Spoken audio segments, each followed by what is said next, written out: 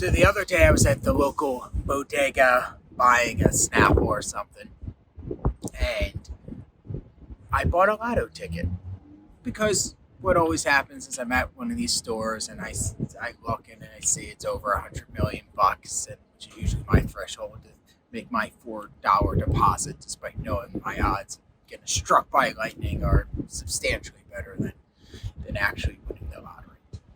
But my favorite thing to do when I win the lottery is play the lotto game. And it's most fun to play with others. And the way it goes is I say, all right, here's my $4, and it's I think it's 120 million pot. And of course, do the after tax and cash payout because who takes the annuity? But then the question to whoever is the closest suspect to me is, so now you have 80 million bucks or $100 million. What would you do with it? And the answers are all over the place. I do this, I help my mom, I buy a farm and go do a lake somewhere, whatever it is. The answers are fun, and quite frankly, the entertainment of my $4 is well worth that conversation, as I think it's a really interesting one and really a soul searching exercise. So it really tells you about who you are as a person if money is no object. And you could help out whoever you wanted if you wanted to. So here's the game. Let's play for a minute. So if I won the magical $150 million jackpot sitting in my bank account, what would I do and what's it say about me? And I'd love to hear your answers about what you would do. And then we can have some fun analyzing what it says about you.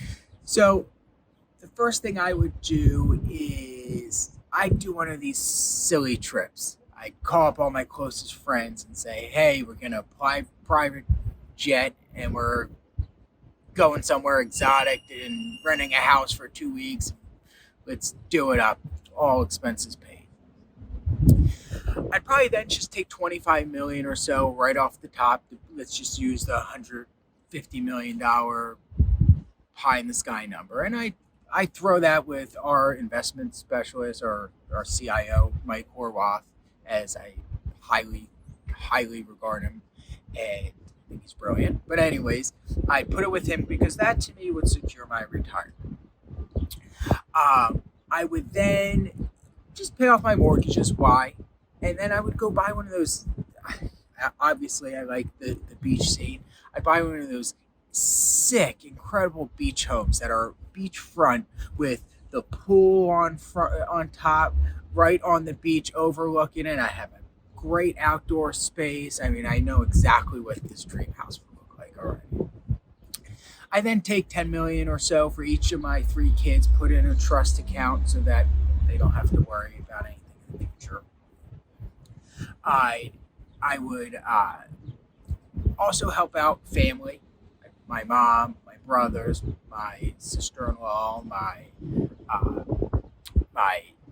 in-laws. I'd go put a bunch of $1 million in a trust account for them. I would secretly then find out what the mortgages are for all my closest friends, and I go pay them off.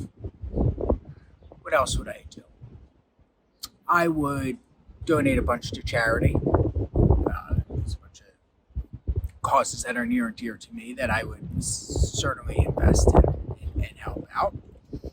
And then I would do something fun. I put money into maybe a couple $1 million into an account, and that would be for my family to do random acts of kindness.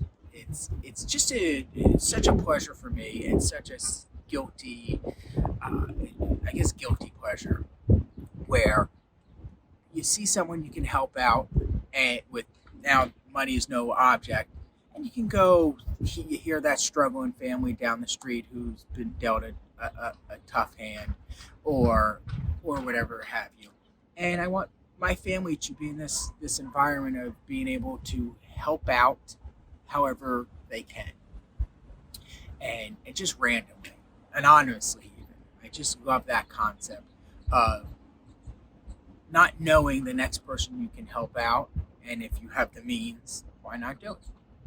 And then Finally, I wouldn't retire. I would keep doing this because I maybe do it a little differently. I would certainly travel the world, see all the seven wonders, and work different places throughout the world for a month at a time or a season at a time, and just get that experience and keep doing my passion, which is financial guidance. So, what's this tell me about as I do some soul searching? Well, one, I want financial security, like many of us do.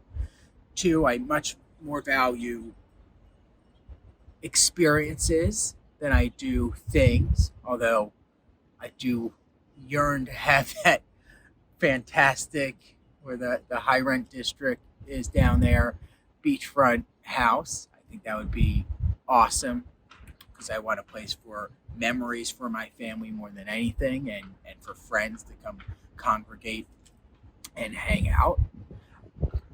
I certainly have a philanthropic and giving edge to me, which brings me passion. It was given to me from my grandfather and my father, and something that is important to me. Those that are closest to me, I want to help out if I can, as they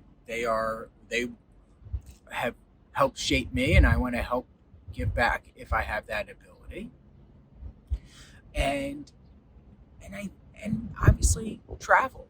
I enjoy traveling and just living life to its fullest. And my passion is what I do for a living, which I'm lucky to be one of the ones that have found it. So that's what I would do, and that's what I think it tells me about me. Now, of course, anytime I play this game, I come up with a new twist or spin or thing I would want to do or give or experience. Like last time, I didn't have this giving fund for my family, which I think is a cool concept. But I'm curious what you would do, and I'm even more curious about what this says about you as a person. Once you strip yourselves of all financial constraints, who are you?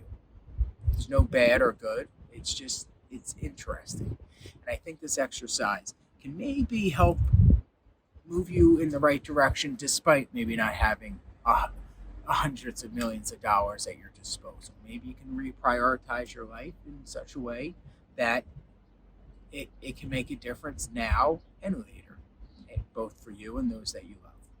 So, anyways, hope you enjoyed this little game, the Lotto game as I call it. And next time I see you at the store with $100+ million pot, we'll go in on a ticket together. As always, I'm Andrew Rosen, President of Diversified. Stay wealthy, healthy, and happy.